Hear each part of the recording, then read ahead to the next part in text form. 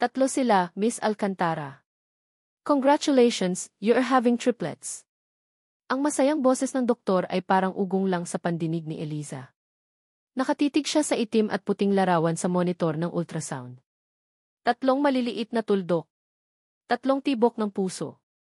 Tatlong buhay na sabay-sabay na nabuo sa loob niya. Imbes na tuwa, isang matinding lamig ang gumapang mula sa kanyang tiyan paakyat sa kanyang dibdib. Para siyang sinakluban ng langit at lupa. Tatlo. Hindi isa, hindi dalawa, kundi tatlo. Paano niya sasabihin ito kay Rio? Sa kanilang sikretong mundo, sa mga tagong sulok ng eskwelahan tuwing gabi, ang pag-ibig nila ay parang isang napakagandang panaginip. Si Sergio De Marco, ang pinakabata at pinakamataliinong guro sa kanilang night class, ay umibig sa kanya, isang simpleng working student na nagsisikap makatapos ng pag-aaral. Ang mga ngiti nito, ang mga pagnanakaw nila ng sandali sa library, ang mga pangako nito sa ilalim ng buwan, iyon ang mundong ginagalawan niya. Isang mundong perpekto. Ang tatlong tuldok sa monitor na iyon ay ang batong babasag sa perpektong mundong iyon. Pero kasabay ng takot, may munting pag-asang sumibol sa puso ni Eliza. Baka ito na iyon. Baka ito na ang pagkakataon para maging totoo ang lahat. Baka sa balitang ito, handa na si Rio na ipagsigawan ang pag-ibig nila. Baka ang tatlong lihim na ito ang magbubuklod sa kanila magpakailanman. Hawak ang sobre na naglalaman ng larawan mula sa ultrasound, hinarap ni Eliza ang malakas na buhos ng ulan. Gabi na at halos wala ng tao sa campus ng Santa Esperanza Community College. Basang-basa na siya pero hindi niya alintana. Naghihintay siya sa tagpuan nila sa likod ng gymnasium, kung saan walang makakakita. Nanginginig ang kanyang mga kamay, hindi lang dahil sa lamig, kundi dahil sa halo-halong kaba at pananabik. Ilang sandali pa, natanaw niya ang payong ni Rio. Bumilis ang tibok ng puso niya. Ito na. Rio, sabi niya nang makalapit ito. Hindi na niya ginamit ang easer. Dito, sa kanilang mundo, sila ay si Eliza at Rio lang. Eliza, anong ginagawa mo dito? Basang-basa ka, sabi nito, ngunit may kakaiba sa tono nito. Walang init. Walang pag-aalala. Malamig. May sasabihin ako sa'yo. Isang magandang balita, sabi ni Eliza, pilit nang umingiti. Itinaas niya ang sobre. Buntis ako, Rio. At hindi lang isa, tatlo sila. Magiging tatay ka na. Hinintay niya ang yakap. Ang ngiti. Ang luha ng kaligayahan. Pero wala. Tinitigan lang ni Rio ang sobre, tapos ay tumingin sa kanya. Ang mga mata nitong dati puno ng pagmamahal, ay ngayon ay puno ng isang bagay na hindi niya makilala. Takot. Galit. Pagkadismaya. Ano nang sabi mo? Tanong nito, ang boses ay halos pabulong. Sabi ko, magkakaanak na tayo, pag-ulit niya, nawawala na ang ngiti sa kanyang labi. Umiling si Rio, isang mabagal na pag-iling na parang gumuho ang lahat sa paligid ni Eliza. Hindi pwede, Eliza. Hindi pwede too. Anong hindi pwede? Nalilitong tanong niya. Bunga to ng pagmamahalan natin. Pagmamahalan, tumawa si Rio ng mapakla. Eliza, estudyante kita. Guro mo ako. Alam mong malito mula sa simula. Ang bawat salita ay parang suntok sa sikmura ni Eliza. Pero sabi mo mahal mo ako. Nagkamali ako, mabilis na sagot nito, hindi makatingin sa kanya ng diretsyo. Isang pagkakamali ang lahat. At yung problema mo kailangan mong ayusin yan. Huwag mo akong idamay dito. Problema, bulong ni Eliza, nararamdaman na ang pag-init ng kanyang mga mata. Ang mga anak natin, problema ang tingin mo sa kanila? Wala tayong anak, Eliza, mariing sabi ni Rio, at sa wakas ay tumingin ito sa kanya. Malamig. Estranghero. Kailangan mong gawa ng paraan yan. You need to resolve that problem. Hindi na napigilan ni Eliza ang pagpatak ng kanyang mga luha, na humalo sa walang tigil na buhos ng ulan. Ang sobrang hawak niya ay nabitawan niya at nahulog sa basang semento. Ang tatlong lihim niya. Ang tatlong pag-asa niya. Ngayon ay nakalubog sa putik. Umalis ka na, sabi ni Rio bago tumalikod at mabilis na naglakad palayo. Iniwan siyang mag-isa, basag, at dinudurog ng sakit sa gitna ng malakas na ulan. Kinabukasan, tila mas masahol pa ang lahat. Pinatawag siya sa opisina ng prinsipal, si Ms. Elena Almeda, isang babaeng kilala sa pagiging istrikto at sa matatalim nitong tingin. Pagpasok pa lang ni Eliza sa malamig na opisina, naramdaman na niya ang bigat ng paghusga sa mga mata nito. "Maupo ka, Jumeth Alcantara," sabi ni Emrek Almeda, hindi inaalis ang tingin sa kanya. Umupo si Eliza, nanginginig ang mga kamay na nakapatong sa kanyang kandungan. "Nakarating sa aking kaalaman ang sitwasyon mo," simula ni Enrique Almeda, ang salitang sitwasyon ay binigkas na parang isang maruming bagay. "At ang pagkakasangkot mo sa isa sa ating mga guro." Nanlaki ang mga mata ni Eliza. Paano nito nalaman? Ang Santa Esperanza Community College ay isang institusyon na may reputasyong inaalagaan. "Hindi natin hinahayaan ang mga ganitong klaseng iskandalo," patuloy ng prinsipal. "Ang ginawa mo ay kahiya-hiya. Isang malaking kahihiyan hindi lang para sa sarili mo, kundi para sa eskwelahang ito." "Pero, Ma'am D. Huwag mo akong tawaging Ma'am," putol nito sa kanya. "Dahil sa ginawa mo, sisirain mo ang kinabukasan ng isang taong may napakagandang potensyal. Si Professor DeMarco ay may pangarap. Isang magaling na guro. At dahil sa isang tulad mo, lahat ng iyon ay mawawala." Hindi na makapagsalita si Eliza. Tila siya ang may kasalanan ng lahat. Siya ang maninira. Siya ang makasalanan. Dahil dito, sabi ni Enrique Almeda, tumayo ito at kinuha ang isang folder sa kanyang mesa. "Opisyal ka ng expelled sa eskwelahang ito. I consider this a favor. Para makapaghanap ka na ng paraan para ayusin ang problema mo nang hindi nakikita ng mga tao dito." Iyon na iyon. Sa isang iglap nawala ang lahat. Ang kanyang pag-aaral. Ang kanyang pangarap. Ang lalaking minahal niya. Ang dignidad niya. Lumabas siya ng opisina na parang isang kaluluwang walang buhay. Sa gabing iyon, walang paalam, nilisan ni Eliza ang bayan. Dala ang 3 lihim sa kanyang sinapupunan at ang sakit na dulot ng pagtataksil. Nangako siya sa sarili niya na hindi na siya babalik. 6 na taon.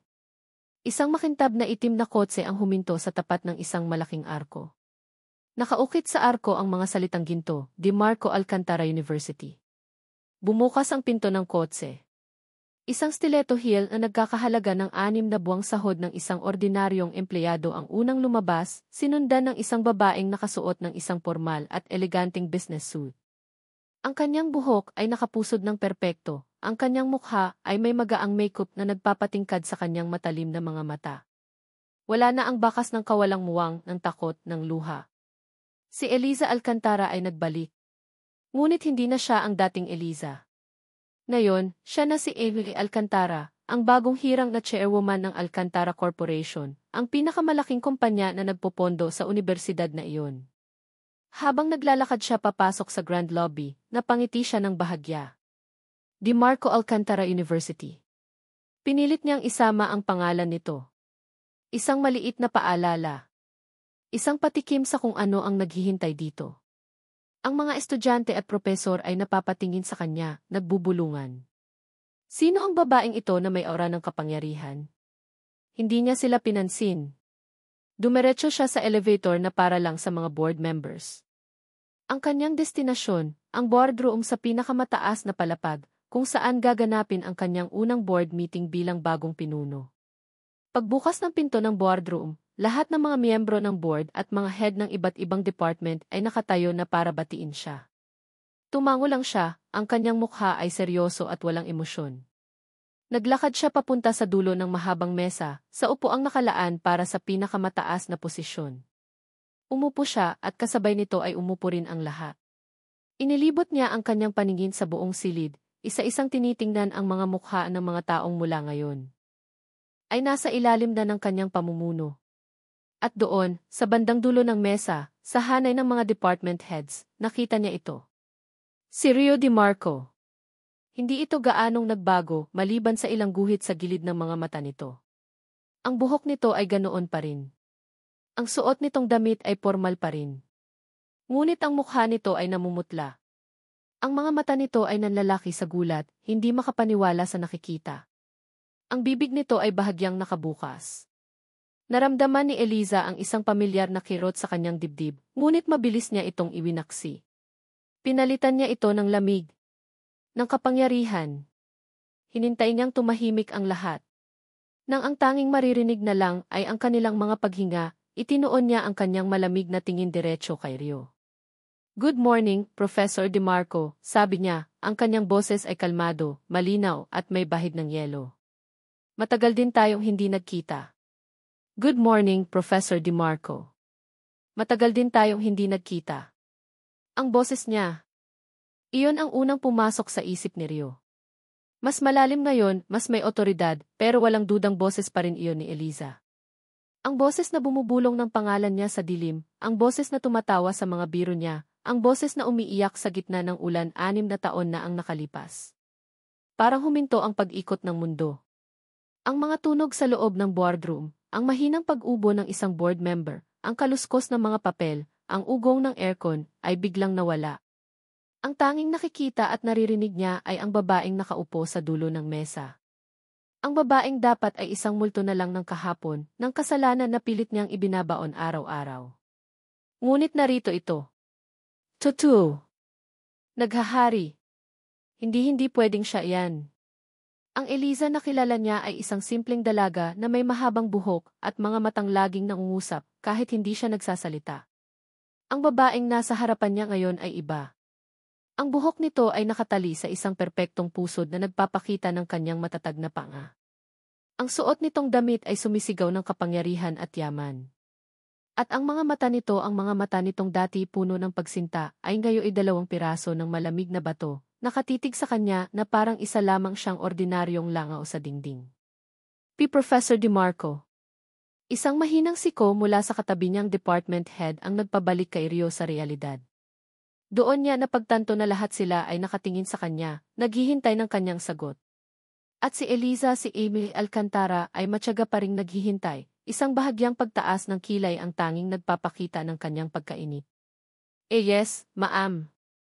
Good morning, pautal-utal na sagot ni Rio, naramdaman niya ang pamamasa ng kanyang palad sa ilalim ng mesa. Welcome to DeMarco Alcantara University. Tumango lang ito at ibinaling na ang atensyon sa ibang mga miyembro. Para sa kanya, tapos na ang sandaling iyon. Para kay Rio, nagsisimula pa lang ang impyerno. Ang sumunod na oras ay isang pagpapahirap. Nagsasalita si Eliza tungkol sa strategic vision, key performance indicators, at restructuring. Malinaw. Matalino. Walang awa. Ang bawat salita niya ay nagpapatunay kung gaano kalayo na ang narating niya. Habang si Rio, naroon pa rin, sa parehong universidad, sa parehong posisyon. Isang propesor. Isang empleyado. Hindi niya maintindihan ang mga sinasabi nito. Ang tanging naririnig niya ay ang alaalang bumabalik, ang mukha ni Eliza na basang-basa ng ulan at luha, ang sobrang nahulog sa putik, ang mga salitang binitiwan niya na bumiyak sa puso nito. Kailangan mong ayusin yan. Huwag mo akong idamay dito. 6 na taon. 6 na taon niyang sinabi sa sarili niya na ginawa niya ang tama. Na iniligtas niya ang kanyang karera. Na iniligtas niya ang sarili niya sa isang malaking pagkakamali. Pero sa pagtingin sa babaeng nasa harapan niya ngayon, alam ni Rio na 6 na taon niyang niloloko ang sarili niya. Nang matapos ang pulong, mabilis na tumayo ang lahat. Nakita ni Rio na nakikipag-usap si Eliza sa ilang board members. Ito na ang pagkakataon niya. Kailangan niya itong makausap. Kailangan niyang magpaliwanag?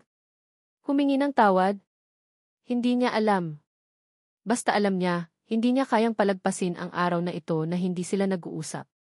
Mabilis siyang lumabas ng boardroom at hinintay ito sa pasilyo. Nang makita niyang papalapit na ito, kasama ang assistant nito, hinarang niya ito. Eliza, tawag niya, ang boses ay nagmamakaawa. Eliza, we need to talk. Huminto si Eliza. Tumingin ito sa kanya, at sa isang iglap, nakita ni Rio ang isang kislap ng dating sakit, bago ito muling natabunan ng yelo. It's Inet Alcantara for you, Professor. Malamig na sabi nito, sapat lang ang lakas para marinig nilang dalawa. Tumingin ito sa kanyang relo. And as you can see, I have a very busy schedule. I have nothing to talk about with a mere employee. If you have any concerns regarding the university, you may set an appointment with Eva secretary. Elmire employee. Isang hamak na empleyado. Ang mga salitang iyon ay tumago sa puso ni Rio, mas masakit pa kaysa sa sampal. Tumalikod si Eliza at nagpatuloy sa paglakad, ang tunog ng kanyang mga takong sa marmol na sahig ay parang martilyong pumupukpok sa bawat kasalanan niya. Naiwan siyang nakatayo doon, parang isang estatwa, hindi makagalaw. Rio, okay ka lang? Boses ni Diane Reyes, isa ring propesor at dati nilang kaklase ni Eliza. Lumapit ito, may peking pag-aalala sa mukha. Nakita mo yon? Ang yabang, di ba? Sabi ni Diane, habang tinitingnan ang papalayong si Eliza. Wow, Eliza! Who would have thought the girl who got kicked out for being pregnant would come back as our boss? Maihalong lason ang bawat salita niya. Bago pa man makasagot si Rio, narinig nila ang paghinto ng mga takong. Dahan-dahang lumingon si Eliza. Naglakad ito pabalik sa kanila, isang maliit at nakamamatay ng ngiti ang sumilay sa kanyang mga labi. Humarap ito kay Diane. Yes, Diane. And who would have thought, sabi ni Eliza, ang boses ay malambing ngunit puno ng talim, the girl who always came second would still be just the girl who comes second. Natigilan si Diane, namula ang mukha. Walang salitang lumabas sa bibig nito. Ngumiti lang ulit si Eliza, tumingin kay Rio saglit, isang tinging puno ng kahulugan, bago tuluyang tumalikod at umalis. Nagpaalam na lang si Rio kay Diane at nagmamadaling bumalik sa kanyang opisina. Isinara niya ang pinto at sumandal dito, napapikit. Ang puso niya ay kumakarera. Ang isip niya ay nagugulo. Si Eliza. Ang chairwoman. Ang amo niya. Biglang nagring ang kanyang cellphone. Nang makita niya ang pangalan sa screen, mas lalo siyang kinabahan. Tita Elena. Nagdalawang isip siya kung sasagutin ba, pero alam niyang mas malala kung hindi. Huminga siya ng malalim at sinagot ang tawag. Rio, bungad ng matigas na boses sa kabilang linya. Hindi ito naghihintay ng sagot. Nabalitaan ko na. Bumalik na siya. Titay. Nakita mo na ba siya? Nakausap mo ba siya? Sunod-sunod na tanong nito. Opo. Sa board meeting, mahinang sagot ni Rio. Narinig niya ang pagbuntong hininga ng kanyang tiyahin. Gaya ng sinabi ko sa'yo noon, Rio. Problema ang babaeng yan. Bumalik yan para sirain ka. Para sirain ang lahat ng pinaghirapan natin. Huwag na huwag kang lalapit sa kanya. Huwag mo siyang kakausapin. Layuan mo siya. Naiintindihan mo ba ako? Ang bawat salita ay isang utos. Ang bawat utos ay isang paalala ng utang na loob niya, ng kung paano siya tinulungan nito noong nagsisimula pa lang siya. Kung paano nito, inayos ang problema niya 6 na taon na ang nakalipas. Opo, tita, sagot ni Rio, kahit ang kalooban niya ay sumisigaw ng pagtutol. Pagkatapos ng tawag, pakiramdam ni Rio ay mas lalo siyang nasusukol. Minasahe niya ang kanyang sentido at umalis na ng unibersidad. Kailangan niya ng hangin. Kailangan niyang lumayo. Nagmaneho siya ng walang patutunguhan, ang isip ay lumilipad. Ang mukha ni Eliza, noon at ngayon, ay paulit-ulit na lumalabas sa kanyang isipan. Ang sakit. Ang galit. Ang kapangyarihan. Hindi niya namalayan, napadpad siya sa isang parke malapit sa isang kilalang subdibisyon. Ipinark niya ang kotse sa gilid para sana huminga at mag-isip. At doon, sa di kalayuan, sa ilalim ng isang malaking puno ng akasya, nakita niya ang isang pamilyar na figura. Si Eliza. Ngunit hindi ito ang chairwoman na nakita niya kanina. Nakasuot ito ng simpleng puting bestida. Nakalugay ang buhok nito. At tumatawa ito. Isang tawang matagal na niyang hindi naririnig, isang tawang puno ng purong kaligayahan. At hindi ito nag-iisa. May kasama siyang 3 maliliit na bata. 2 lalaki na magkamukha at isang babae na may mahabang buhok. Naghahabulan sila sa damuhan. Ang tawa ni Eliza ay humahalo sa halakhak ng mga bata. Nakatitig lang si Rio, hindi makahinga. Pinanood niya ang isa sa mga batang lalaki na tumakbo papalapit kay Eliza at yumakap sa mga binti nito. Tumingala ang bata at sa pagsikat ng hapon, kitang-kita ni Rio ang mukha nito. Ang mga mata. Ang ilong. Ang ngiti. Parang siyang tumitingin sa isang maliit na salamin. Parang nakikita niya ang sarili niya noong bata pa siya. Isang malamig na katotohanan ang biglang tumama sa kanya, mas malakas pa sa isang 10 gulong na truck. Tatlo. Tatlo sila, Rio. Magiging tatay ka na. Ang mga salitang iyon, binitawan ni Eliza sa gitna ng ulan, ay bumalik sa kanya ng may nakabibinging lakas. Biglang nagkaroon ng saysay ang lahat. Ang kanyang pagbabalik. Ang kanyang galit. Ang pangalan ng unibersidad. Ang 3 bata. Ang 3 lihim. Napasandal si Rio sa kanyang manibela, ang mga mata ay nanlalaki sa pagkabigla at hindi maipaliwanag na sakit. Ang mga anak ko. Ang email ni Rio ay isang bomba na sumabog sa katahimikan ng gabi ni Eliza. They are my children, aren't they? Nabasa niya ito ng paulit-ulit. Ang bawat letra ay tila may sariling bigat, isang bigat na bumabaon sa kanyang puso. 6 na taon. Sa loob ng 6 na taon, ni minsan ay hindi ito nagparamdam. Hindi ito nagtanong. Hindi ito naghanap. Para sa kanya, ang mga anak niya ay isang key problema na dapat ayusin. Ngayon, sa isang simpleng tanong, gusto na nitong angkinin ang isang karapatan na matagal na nitong isinuko. Isang mapaklang ngiti ang gumuhit sa mga labi ni Eliza. Hinaplos niya ang screen ng kanyang cellphone, tinitingnan ang litrato ng 3 niyang anghel, na mahimbing nang natutulog, si Liam, si Lucas, at ang kanyang prinsesang si Liana. Sila ang kanyang mundo. Sila ang kanyang lakas. Sila ang dahilan kung bakit siya narito ngayon. Inari niya ang pagiging ina ng mag-isa. Pinalaki niya sila ng mag-isa. Walang tumulong sa kanya. Hindi, bulong niya sa sarili. Hindi ganun kadali, Rio. Hindi niya ito nireplyan. Hinayaan niyang manatili ang tanong nito sa hangin, isang tanong na alam niya ay magpapahirap dito gabi-gabi. Ito ang simula.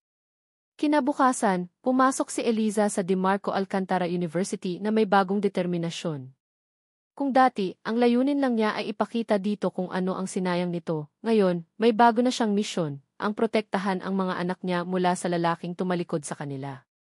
Sa kanyang opisina, ipinatawag niya ang kanyang assistant.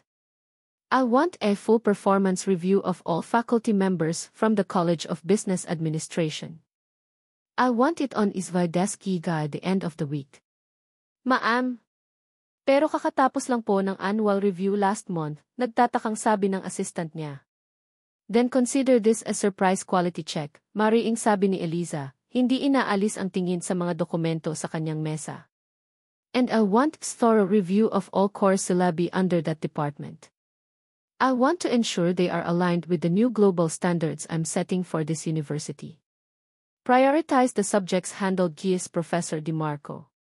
Ang bawat utos ay isang patalim. Gusto niyang maramdaman ni Rio ang bigat ng kanyang kapangyarihan. Gusto niyang iparamdam dito ang hirap, ang pressure, ang pakiramdam na sinusuri ang bawat galaw mo. Gusto niyang ipatikim dito ang 1% ng hirap na dinanas niya sa loob ng 6 na taon. Ang mga sumunod na araw ay naging abala para sa departamento ni Rio. Umabot sa kanya ang balita ng biglaang quality control. Nakita niya ang mga kasamahan niyang nagrereklamo, ang stress sa kanilang mga mukha. Alam niya kung sino ang nasa likod nito. Alam niyang para sa kanya ang lahat ng ito. Isang hapon, hindi na niya natiis. Tinungo niya ang opisina ng chairwoman. Hindi na siya kumatok at dire-diretsong pumasok. Nakaupo si Eliza sa kanyang malaking silya, abala sa pagbabasa ng mga papeles. Hindi man lang ito nag-angat ng tingin. What are you doing, Eliza? Puno ng hinanakit na tanong ni Rio. Dahan-dahang ibinaba ni Eliza ang binabasa niya at tiningnan siya, ang mukha ay kalmado at malamig. I'm doing my job, Professor. It's called quality control. Something this university has clearly been lacking for the past 6 years. Pinapahirapan mo ang buong department. Pinapahirapan mo ako, sabi ni Rio. Talaga, bahagyang umiti si Eliza. Is this difficult for you, Professor DeMarco? Working a few extra hours?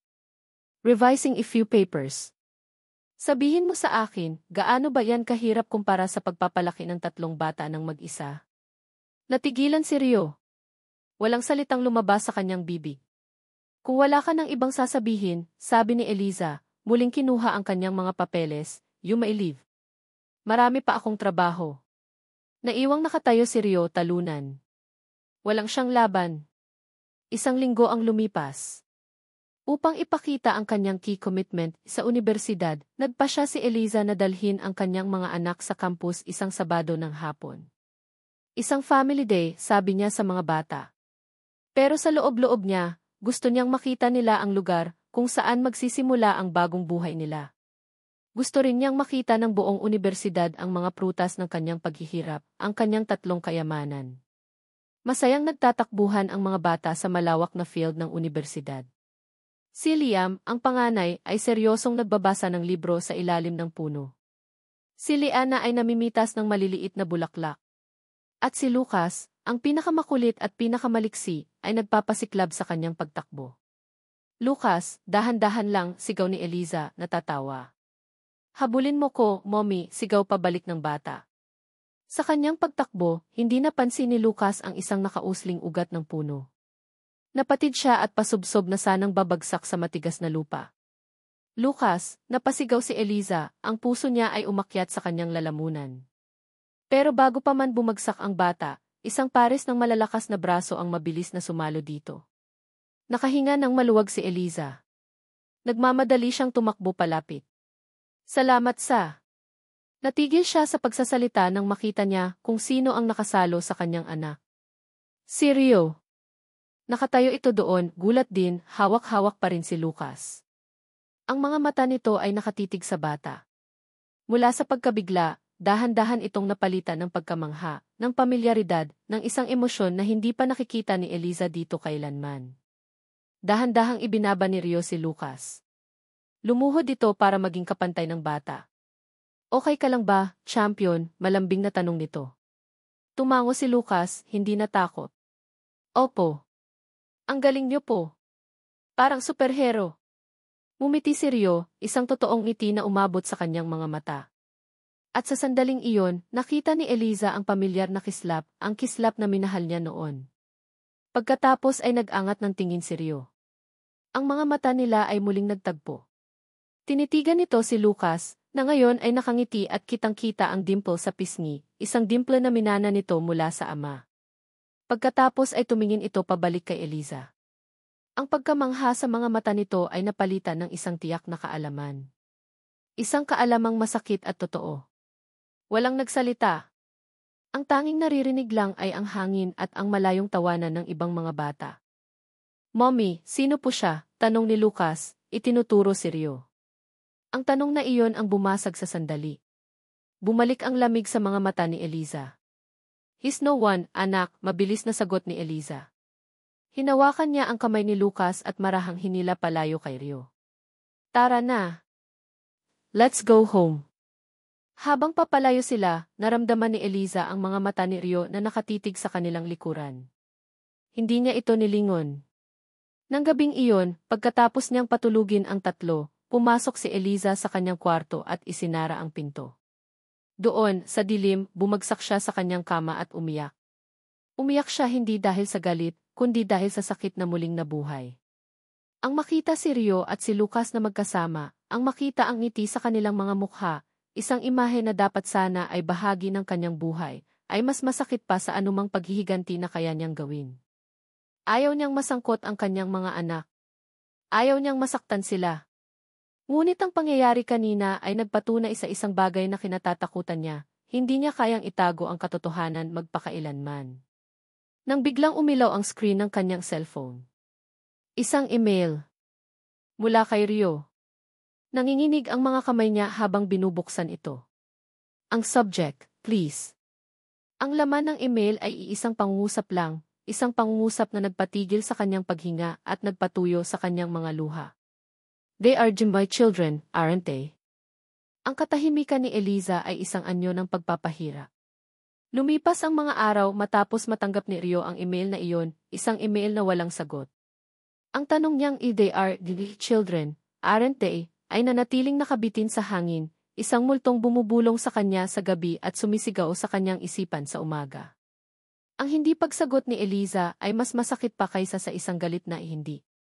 Dahil ang katahimikan ay nangangahulugang alam na nilang dalawa ang sagot. At pinipili nitong huwag ibigay sa kanya ang kumpirmasyon na desperado niyang kailangan. Alam niyang galit ito. Alam niyang nasaktan niya ito ng sobra-sobra. At alam niyang karapatan nitong magalit. Pero ang makita ang mga anak niya, ang mga anak nila, ay nagpabago sa lahat. Hindi na ito tungkol sa karera, sa reputasyon, o sa takot sa kanyang tita Elena. Ito ay tungkol sa tatlong maliliit na bata na may dugo niya, na may mga ngiti niya, na lumalaki nang wala siya. Isang umaga, hindi na niya kaya ang paghihintay. Kailangan niyang gumawa ng paraan. Nagpadala siya ng 3 malalaking kahon sa opisina ni M. Alcantara. Sa loob ng bawat isa ay isang dambuhalang teddy bear, isang kulay brown, isang puti, at isang kulay rosas. Walang card. Walang pangalan. Tanging 3 laruan lang para sa 3 bata. Isang tahimik na alay. Isang paumanhin, kinahapunan, bumalik ang mga kahon sa kanyang opisina sa faculty room. Maayos pa ring nakasara, hindi man lang binuksan. May kasamang isang maliit na note mula sa sekretary ni Eliza, nakasulat sa formal na letterhead ng opisina ng chairwoman. Inat Alcantara's office does not accept personal deliveries. Please refrain from sending any more packages. Walang emosyon. Walang personal na ugnayan. Parang isang memo lang galing sa GC department. Nilukot ni Rio ang papel sa kanyang kamao. Ang bawat salita ay isang pader na itinatayo ni Eliza sa pagitan nilang dalawa, isang pader na gawa sa yelo at sakit. Hindi siya sumuko. Kinabukasan, sinubukan niyang abangan ito sa parking lot. Ngunit tila alam na ni Eliza ang kanyang mga galaw. Iba na ang oras ng pag-uwi nito at may kasama laging 2 security personnel. Ang kanyang desperasyon ay lumalaki sa bawat araw. Ang mga gabi niya ay puno ng mga panaginip, mga batang tumatawag sa kanya ng "Daddy", mga halakhak na hindi niya marinig ng gising. Nagsimula siyang dalasan ang pagpunta sa parke pagkatapos ng trabaho. Hindi siya lumalapit. Ipinaparada lang niya ang kanyang kotse sa di kalayuan, sa isang lugar kung saan tanaw niya sila, ngunit hindi siya makikita. Mula sa salamin ng kanyang kotse, pinapanood niya ang isang buhay na dapat ay sa kanya. Pinapanood niya si Eliza na tinuturuan si Liam na magbike. Pinapanood niya itong pinupunasan ang pawis ni Liam. Pinapanood niya itong hinahabol si Lucas sa damuhan. Ang bawat tawa nila ay isang hiwa sa kanyang puso. Siya ay isang estranghero na nanonood mula sa labas, isang multo na walang karapatang pumasok sa liwanag ng kanilang mundo. Isang gabi, muling tumawag si Tita Elena.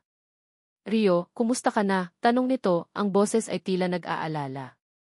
"Okay lang po, tita," pagsisinungaling niya.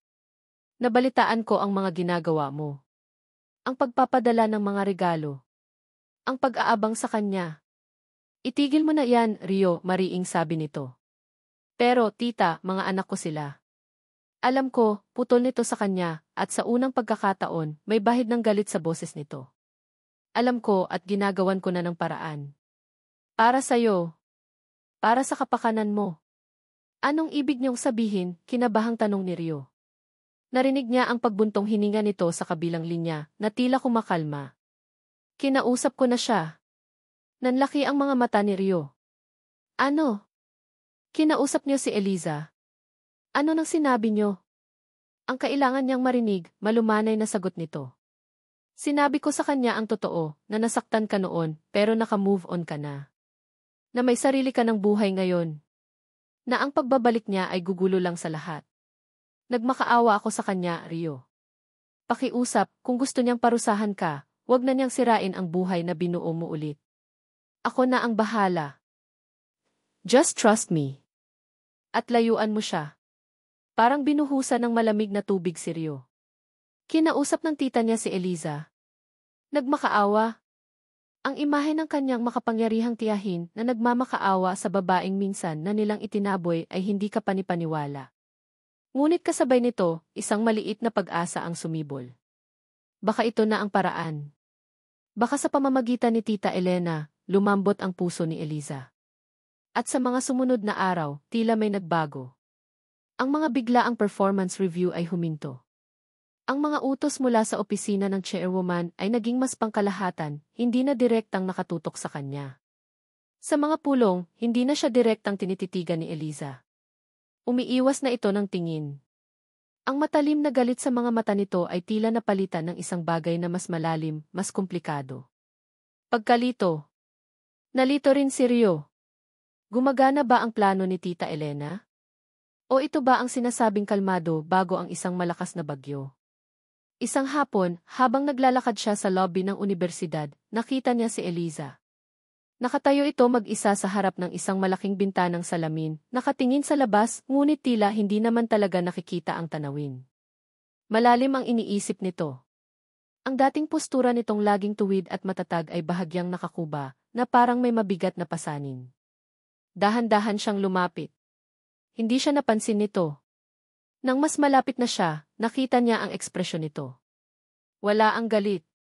Wala ang pagiging malamig. Ang naroon ay pagod at isang bakas ng kalungkutan. Tila may isang malaking tanong sa isip nito na hindi nito mahanapan ng sagot. Bubuksan na sana niya ang kanyang bibig para tawagin ang pangalan nito, ngunit pinigilan niya ang sarili.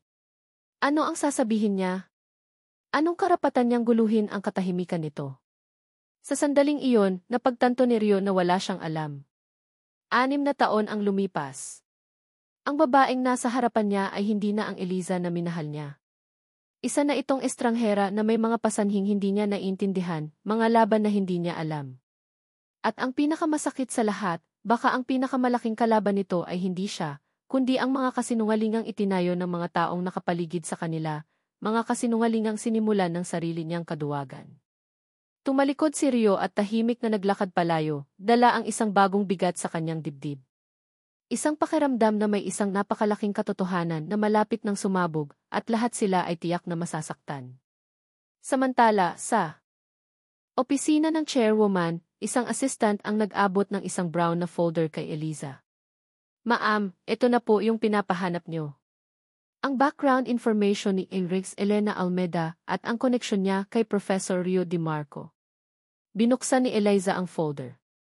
Bumungad sa kanya ang isang lumang litrato. Isang larawan ng pamilya. Sa gitna ay isang mas batang Elena Almeda. At sa tabi nito, nakangiti, ay isang Rio DiMarco na nasa edad high school. Ang braso nito ay nakaakbay sa balikat ng tiyahin. Ang caption sa ilalim, Elena Almeda kasama ang paborito niyang pamangkin, si Rio DiMarco. Nanigas si Eliza sa kanyang kinaupuan. Ang hangin ay tila naubos sa kanyang baga. Pamangkin. Ang babaeng sumira sa buhay niya, ang babaeng humamak sa kanya, ay ang tiyahin pala ng lalaking minahal niya. Ang lahat ng kasinungalingan ay biglang nagkadugtong-dugtong. Pamangkin.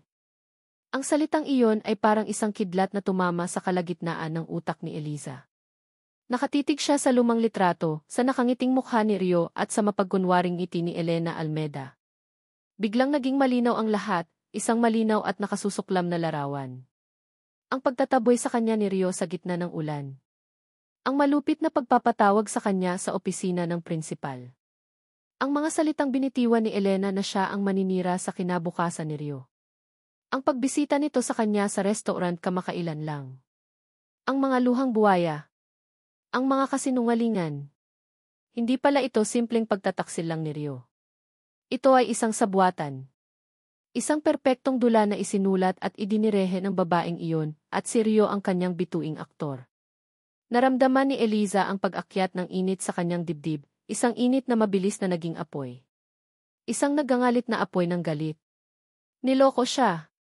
Niloko silang lahat. Ginamit ni Elena ang kapangyarihan nito para sirain siya, at hinayaan naman ito ni Rio. Pareho silang may kasalanan. Tiniklop niya ang folder ng may puwersa, lumikha ito ng malakas na tunog sa katahimikan ng kanyang opisina. Ang pagod at kalituhan na naramdaman niya sa mga nakaraang araw ay biglang naglaho, napalitan ng isang matinding determinasyon. Tapos na ang paglalaro. Tapos na ang pagpapadala ng mga mensaheng hindi direktang sinasabi. Panahon na para sa katotohanan. Kinuha niya ang kanyang cellphone at mabilis na idinayal ang numero ni Rio. Hindi niya hinintay na makatatlong ring. Hello, sagot sa kabilang linya. Eloy office. Now, utos ni Eliza, ang boses niya ay walang bahid ng anumang emosyon maliban sa yelo. Eliza! Anong? I said, now, pag-ulit niya, mas mariin, bago niya ibaba ang tawag. Hindi siya naghintay sa opisina. Kinuha niya ang kanyang bag at ang folder. Dumiretso siya sa elevator. Siya ang pupunta dito. Siya ang susugod. Gusto niyang makita ang gulat sa mukha nito kapag inihagis niya ang folder sa mesa nito. Gusto niyang makita kung paano ito magsisinungaling sa harapan niya habang hawak niya ang ebidensya ng kanilang sabwatan. Habang nagmamaneho siya papunta sa kabilang building kung nasaan ang faculty room, ang galit niya ay mas lalo pang tumitindi. Ang bawat metro na tinatakbo ng kotse niya ay isang hakbang palapit sa pagwawakas ng lahat ng kasinungalingang ito. Hindi na siya iiyak. Hindi na siya magpapakita ng kahinaan. Ngayon, ang makikita nito ay ang chairwoman na sisira sa mundong binuo nito sa ibabaw ng kanyang mga durog na pangarap. Biglang nagring ang kanyang cellphone, isang tunog na halos nagpatalon sa kanya. Nakita niya ang pangalan ng yaya ng mga bata sa screen. Yaya Melds. Sinagot niya ito, medyo naiinis sa abala. Yes, yaya. Ma'am. Ma'am Eliza. Narinig niya ang pag-iyak at pagkataranta sa boses nito. Si Liana po. Si Liana. Agad na nawala ang lahat ng galit ni Eliza. Napalitan ito ng purong takot. Anong nangyari kay Liana? Sigaw niya, ang kamay ay humigpit sa manibela. Bigla na lang po siyang nangisay. Ang taas po ng lagnat niya. Dinala na po namin siya sa ospital. Ma'am, pumunta na po kayo dito. Ang mundo ni Eliza ay gumuho sa pangalawang pagkakataon. Walang paghahanda.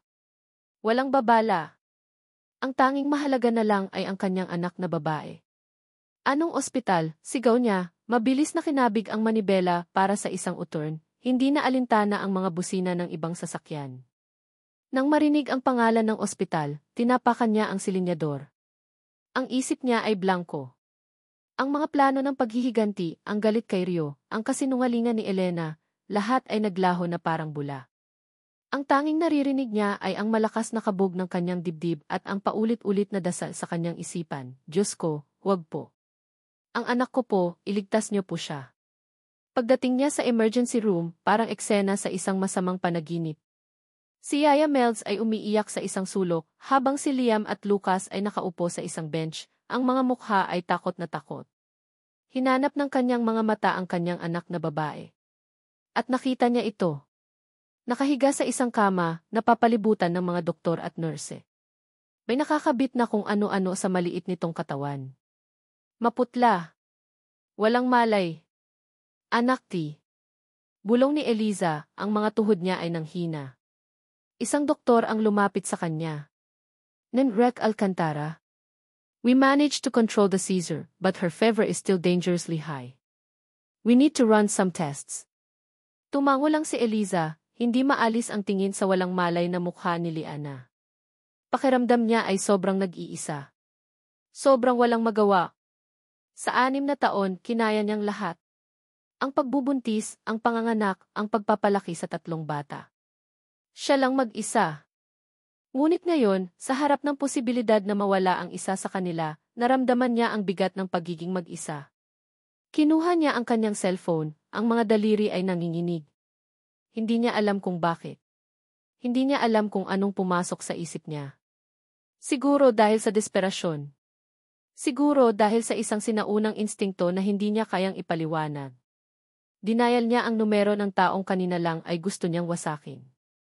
Isang ring lang, sumagot ito. Eliza! Nasaan ka? I've been waiting. Riozi. Putol niya sa sinasabi nito, ang boses niya ay basag at puno ng luhang hindi makawala. It's Liana, nasa ospital kami. Isang sandaling katahimikan sa kabilang linya. Pagkatapos ay narinig niya ang kalabog na parang may nahulog na upuan. Anong nangyari? Anong ospital? Binigay niya ang pangalan ng ospital. Bago pa siya makapagsalita ulit, namatay na ang tawag. Napaupo si Eliza sa isang upuan sa tabi ng kama ni Liana. Hinawakan niya ang maliit na kamay ng kanyang anak. Malamig ito. Wala siyang pakialam kung anong isipin ni Rio. Wala siyang pakialam kung bakit ito ang tinawagan niya. Ang tanging alam niya, sa sandaling iyon ng sukdulang takot, kailangan niya ng isang taong masasandalan. Kahit pa ang taong iyon ang dahilan ng pinakamalaki niyang sakit. Ilang minuto lang ang lumipas, na parang isang walang hanggan, isang figura ang humahangos na pumasok sa emergency room. Gusot ang damit. Pawis na pawis ang mukha. Ang mga mata ay ligaw na naghahanap. Nang makita nito si Liana, tumakbo ito palapit. Si Rio. Tumingin ito sa maliit na batang nakahiga sa kama, pagkatapos ay tumingin ito sa kanya. Wala siyang nakitang pagkukon. Wala siyang nakitang pagkukunwari o pagkagulat. Ang nakita niya sa mga mata ni Rio ay ang parehong takot na nararamdaman niya. Isang dalisay, hindi mapag-aalinlangan ng takot ng isang magulang. Hindi ito nagsalita. Hindi ito nagtanong. Lumapit lang ito sa kabilang gilid ng kama. Marahan nitong hinaplos ang buhok ni Liana, ang mga daliri ay nanginginig. Pagkatapos ay tumingin ito sa kanya, sa mga mata niyang puno ng luha.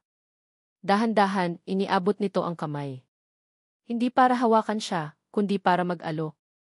Isang paanyaya. Isang tahimik na mensahe. At sa sandaling iyon, lahat ng galit ni Eliza ay gumuho.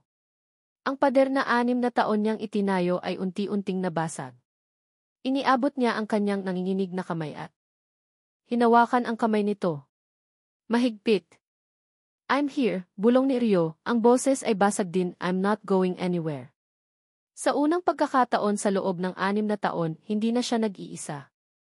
Ilang oras pa ang lumipas. Ang lagnat ni Liana ay nagsimulang bumaba. Nagawa na siyang ilipat sa isang pribadong silid. Si Liam at Lucas ay naiuwi na ng isang katiwala. Tanging si Eliza at Rio na lang ang naiwan, tahimik na nakabantay sa magkabilang gilid ng kama. Ang galit ay nawala, ngunit ang bigat ng sitwasyon ay naroon pa rin. Ang folder na naglalaman ng katotohanan ay naiwan sa kanyang kotse, isang bomba na hindi pa sumasabog. Ngunit sa ngayon, hindi iyon mahalaga. Isang doktor ang pumasok sa silid, may hawak na resulta ng ilang pagsusuri. Mukha itong seryoso. N.K. and S.M.R.S. DeMarco, pag-aakala ng doktor. Hindi na sila nag-abala pang itama ito. Dosi, kumusta na po siya? Tanong ni Eliza. Her vitals are stable now, sabi ng doktor. Pero may nakita kami sa kanyang blood tests. May indications ng isang rare form of anemia. It could be hereditary. Kailangan naming suriin ang dugo ng parehong magulang para matukoy ang eksaktong sanhi at ang pinakamabisang gamutan. Humarap ang doktor sa kanila, ang tingin ay seryoso. We need blood samples from both parents. Now. Ang mga salita ng doktor ay parang isang hatol. Parehong magulang. Ngayon na. Nagkatinginan si Eliza at Rio. Ang lahat ng kasinungalingan, lahat ng itinatago, lahat ng sakit, lahat ay haharapin nila ngayon. Hindi bilang magkaaway na naglalaban para sa kapangyarihan, kundi bilang ama at ina na kailangang magtulungan para sa buhay ng kanilang anak. Wala nang atrasan. Wala nang takasan. We need blood samples from both parents. Now. Ang mga salitang iyon ay tumatak sa isip ni Rio, mas malinaw at mas mabigat kaysa sa anumang hatol. Both parents. Parehong magulang. Sa harap ng medisina, sa harap ng panganib, walang puwang ang mga kasinungalingan. Tumango lang sila sa doktor. Walang salitang namagitan sa kanila ni Eliza, habang kinukuhanan sila ng dugo ng isang nurse. Nakaupo sila sa magkabilang dulo ng isang maliit na sofa sa labas ng silid ni Liana. Ang distansya sa pagitan nila ay puno ng mga bagay na hindi masabi. Ang isip ni Rio ay isang magulong bagyo. Ang takot para kay Liana ay nangingibabaw sa lahat. Ngunit sa ilalim nito, may isa pang takot na gumagapang, ang takot sa katotohanang matagal na niyang tinatakasan. Ang katotohanang malapit nang sumabog sa kanyang mukha. Pagkatapos ng ilang oras na tila walang katapusan, bumalik sila sa loob ng silid. Mahimbing na natutulog si Liana, ang paghinga ay mas kalmado na. Ang tanging maririnig sa silid ay ang mahinang tunog ng mga aparatus na nakakabit sa kanya at ang malakas na kabog ng sariling puso ni Rio.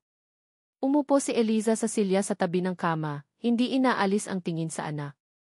Ang mukha nito ay pagod, ang mga bakas ng luha ay tuyo na sa kanyang pisngi.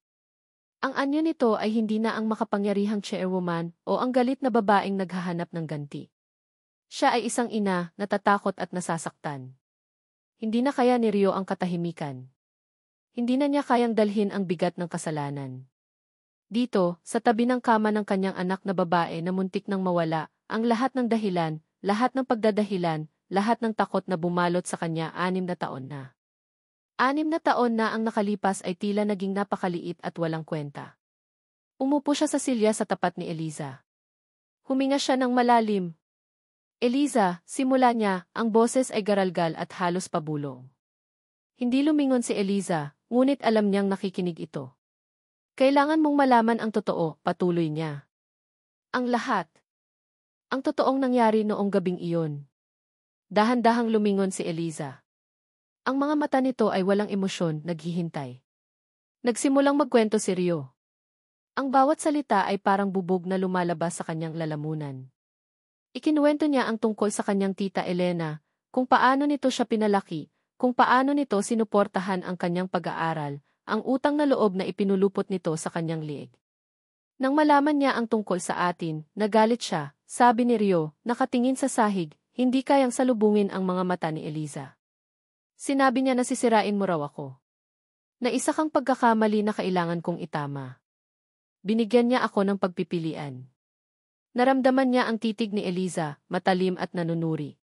Sinabi niya, piliin mo siya at sisiguraduhin kong pareho kayong babagsak. Walang tatanggap sa iyong eskwelahan. Masisira ang pangalan mo. Masisira ang kinabukasan mo. O iwan mo siya at ako ang bahala sa lahat. Ituturing nating hindi nangyari ang lahat ng ito. Napapikit si Rio, ang alaala ng gabing iyon ay sariwa pa rin. Ang takot. Ang gulat. Ang pressure. Duwag ako, Eliza, pag-amin niya, ang boses ay basag na. Natakot ako. Bata pa ako noon, may pangarap. At pinili ko ang pangarap ko. Pinili ko ang sarili ko. Pinili ko ang takot. Ikinuwento niya kung paano plinano ni Elena ang lahat. Kung paano siya tinuruan nito kung ano ang sasabihin sa kanya sa ilalim ng ulan. Ang mga salitang iyon, problema, wag mo akong idamay, hindi iyon galing sa puso niya, kundi galing sa isang script na isinulat ng kanyang tiyahin. Pero ako ang bumigkas ng mga salitang iyon, sabi ni Rio, at sa wakas ay nag-angat siya ng tingin, ang mga mata niya ay puno ng luha. Ako pa rin ang nanakit sa'yo. At sa bawat araw sa loob ng 6 na taon, ginigising ako ng alaala ng mukha mo noong gabing iyon. Bawat araw, pinarurusahan ko ang sarili ko. Pero hindi sapat. Walang kaparusahan ang sapat para sa ginawa ko. Tumulo ang luha mula sa mga mata ni Eliza. Ngunit hindi ito luha ng galit. Ito ay luha ng isang sakit na sa wakas ay naintindihan na niya. Ang galit na 6 na taon niyang kinimkim ay unti-unting natutunaw, napapalitan ng isang malalim at komplikadong awa, hindi lang para sa sarili niya, kundi para na rin sa lalaking nasa harapan niya. Isang lalaking biktima rin pala, kahit pakasabwat ito sa krimen. Bakit hindi mo sinabi, bulong ni Eliza? Bakit hindi ka lumaban? Dahil duwag ako, sagot ni Rio, ang katotohanan ay mapait sa kanyang dila. At dahil sa kaduwagan ko, nawala sa akin ang lahat. Nawala ka sa akin. At nawala sa akin ang pagkakataong makita ang mga anak ko na lumalaki. Iyon ang parusa ko, Eliza. At habang buhay ko iyong pagbabayaran. Sa sandaling iyon, bumukas ang pinto ng silid. Pumasok si Elena Almeda, may dalang basket ng prutas, ang mukha ay puno ng peking pag-aalala. Sa likod niya ay si Diane, na may parehong ekspresyon. Rio. Eliza. Nabalitaan namin ang nangyari. Kumusta na ang bata, sabi ni Elena, papalapit sa kama. Ngunit bago pa man ito makalapit, tumayo si Eliza. Hinarangan niya ang daan. Ang pagod at kalungkutan sa kanyang mukha ay nawala, napalitan ng isang kalmado, ngunit matatag na kapangyarihan. Thank you for your concern, Jim Rec Almeda, sabi ni Eliza, ang boses ay malamig ngunit hindi nanggagalit. Tumingin siya kay Rio, na nakatayo na rin sa tabi niya, at pagkatapos ay ibinalik ang tingin kay Elena. But Jimmy family and I can handle this. And Ray family. Ang pamilya ko. Idiniin niya ang salitang iyon. Isang salitang bumasag sa peking pag-aalala sa mukha ni Elena. Nakita ni Elena ang pagkakaisa sa pagitan ni Rio at Eliza. Nakita niyang nawalan na siya ng kontrol. Rio, tawag ni Elena, ang boses ay nagbabanta na. Anong ibig sabihin nito? Hindi sumagot si Rio. Tumingin lang siya kay Eliza, isang tinging puno ng pasasalamat at pagsisisi. Doon na sumabog si Elena. Kung pipiliin mo sila, sigaw nito, itinuturo si Eliza at ang natutulog na bata, kung pipiliin mo ang babaeng iyan at ang mga bastardo niya, sisirain ko ang lahat ng pinaghirapan mo. Wala kang babalikan. Ang salitang bastardo ay parang sampal kay Eliza, ngunit hindi siya natinag. Hinawakan niya ang kamay ni Rio. Tumingin si Rio sa nagingit-ngit na mukha ng kanyang tiyahin, ang babaeng humubog at kumontrol sa buhay niya. Pagkatapos ay tumingin siya kay Eliza, sa kamay nitong nakahawak sa kanya. At sa wakas, tumingin siya kay Liana, ang kanyang anak na natutulog ng mahimbing, ang simbolo ng lahat ng nawala sa kanya at lahat ng pwede pa niyang bawiin. Humarap siya kay Elena Almeda, ang mga mata ay malinaw at desidido. Sa unang pagkakataon sa buhay niya, pinili niya ang tama kaysa sa madali. Then destroy it, kalmadong sagot ni Rio. I'm choosing Ivy family. Rio.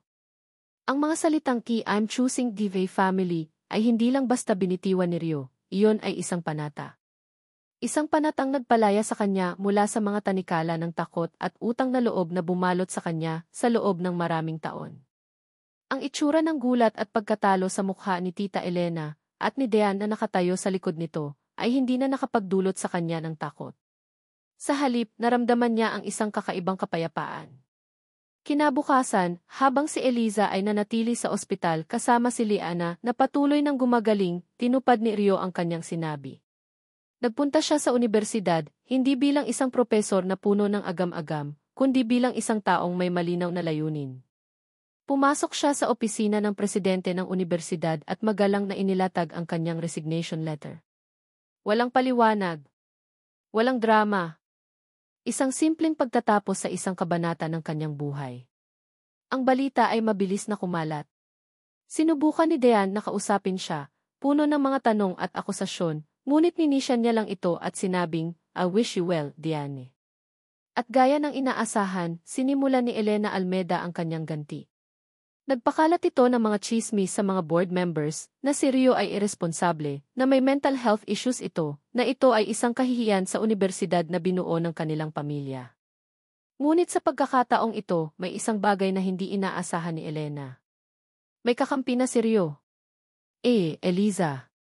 Habang nagpapagaling si Liana, si Eliza naman ang kumilos. Mula sa silid ng ospital, gamit ang kanyang laptop at cellphone, pinulong niya ang kanyang mga pinagkakatiwalaang tao sa Alcantara Corporation.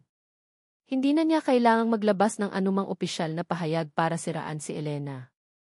Ginamit niya ang kanyang kapangyarihan sa mas matalinong paraan. Naglabas ang DeMarco Alcantara University sa ilalim ng kanyang pamumuno bilang chairwoman ng isang press release. Pinasalamatan nito si Professor Rio DeMarco para sa kanyang napakahusay na serbisyo at dedikasyon, at inanunsyo na ito ay magbabakasyon ng walang takdang panahon upang harapin ang isang mahalagang proyektong pampamilya. Isang galaw na sabay-sabay na nagpatahimik sa mga chismis, nagbigay dangal sa pangalan ni Rio, at nagpakita sa lahat kung kanino nakapanig ang kapangyarihan. Kasabay nito, nag-utos siya ng isang malawakang internal audit sa lahat ng mga donasyon at pondo na pumasok sa unibersidad sa nakalipas na dekada. Partikular na noong panahon ni Enrique Almeda bilang principal at may impluwensyang board member. Isang simpleng business decision, ngunit isang malinaw na mensahe para kay Elena, alam ko. At kaya kong ilabas ang lahat. Hindi na kailangang lumaban pa ni Elena.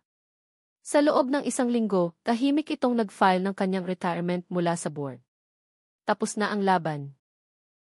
Rio Ampersand Eliza. Isang linggo matapos lumabas si Liana sa ospital, ang bahay ni Eliza ay puno ng buhay. Ngunit ngayon, may dagdag ng isang miyembro. Nakatayo si Eliza sa may pintuan ng sala, pinapanood ang isang eksenang hindi niya kailanman inakala na makikita. Si Rio, na nakaupo sa sahig, ay seryosong nakikinig habang tinuturuan siya ni Liam at Lucas kung paano gumamit ng video game controller. Sa kabilang banda, si Liana naman, na may isang maliit na laso sa buhok, ay inaabutan si Rio ng isang laruang tasa ng tsaa. Daddy, tipo para sa iyo, sabi ng bata. Natigilan si Rio. Dahan-dahan niyang ibinaba ang controller at kinuha ang laruang tasa. Tumingin siya kay Liana, ang kanyang mga mata ay nagsimulang mamasa. Salamat, prinsesa ko, sabi niya, ang boses ay nanginginig. Ito ang unang beses na tinawag siyang idaddy ng isa sa mga anak niya. Napansin ni Eliza ang pagbabago sa ekspresyon ni Rio. Dahan-dahan siyang lumapit at umupo sa sofa sa likuran nila. Nang maglaon, pagkatapos mapatulog ang mga bata, nagkita sila ni Rio sa may hardin. Ang hangin ng gabi ay malamig, ngunit may init sa pagitan nila, isang init na hindi na mula sa galit, kundi mula sa isang namumuong pag-unawa. Salamat, Eliza, simula ni Rio. Sa lahat. Wala yon, sagot niya.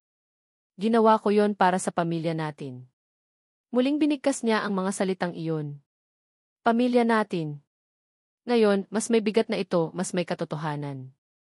Alam kong marami pa akong kailangang patunayan, sabi ni Rio, humarap ito sa kanya.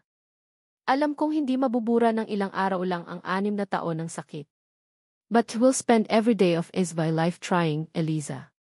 Susubukan kong makuha ulit ang tiwala mo at ang pagmamahal mo kung papayagan mo ako. Hindi sumagot si Eliza. Tinitigan niya lang ito.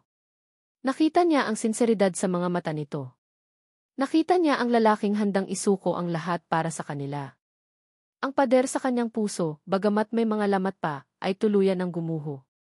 Hindi niya sinabing di. Hindi niya sinabing di mahal pa rin kita.